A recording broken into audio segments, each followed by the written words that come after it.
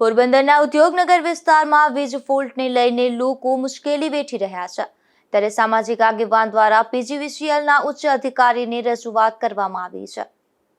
પોરબંદરના ઉદ્યોગનગર વિસ્તારમાં આવેલ પીજીવીસીએલના ઉદ્યોગનગર સબ ડિવિઝન હેઠળ આવતા દીપનગર, આસોપાલવ સોસાયટી, શ્રીજી પાર્ક અને રમણ પાર્કમાં છેલ્લા ઘણા દિવસોથી લો વોલ્ટેજની સમસ્યા સર્જાય છે. આ વિસ્તારમાં લો વોલ્ટેજની સમસ્યાને લઈ અને ઘરમાં રહેલ TV, fridge, washing machine, computer અને પંખા જેવા ઉપકરણોને પણ નુકસાન પહોંચી રહ્યું છે. ત્યારે આ બાબતે સ્થાનિકો દ્વારા પીજીવીસીએલના તંત્રને અગાઉ પણ રજૂઆત કરવામાં આવી હતી. તેમ છતાં સમસ્યાનું નિરાકરણ ન થતાં સામાજિક આગેવાન દિલીપભાઈ લીલાધર મશરૂ દ્વારા પીજીવીસીએલના ઉદ્યોગનગર સબ ડિવિઝનને લેખિત રજૂઆત કરી આ સમસ્યાનું ચોમાસા પૂર્વે નિરાકરણ કરવા માંગ કરાઈ છે.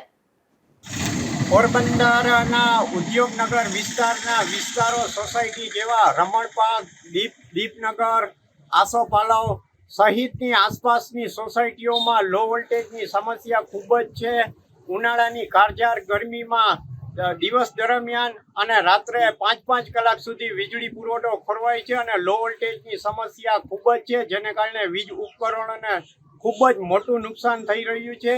જેથી પીજીવીસીએલના અધિકારીઓ વહેલી તકે એમની બેદરકારી ના ભાગરૂપે નવા ટ્રાન્સફરો બેસાડે એ જાહેર જનતાના હિતમાં અને પીજીવીસીએલના ગ્રાહકોના હિતમાં ખૂબ જ જરૂરી છે.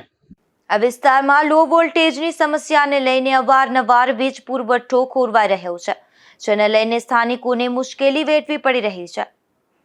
અશોક થાનકી, ગુજરાત ન્યૂઝ, પોરબંદર.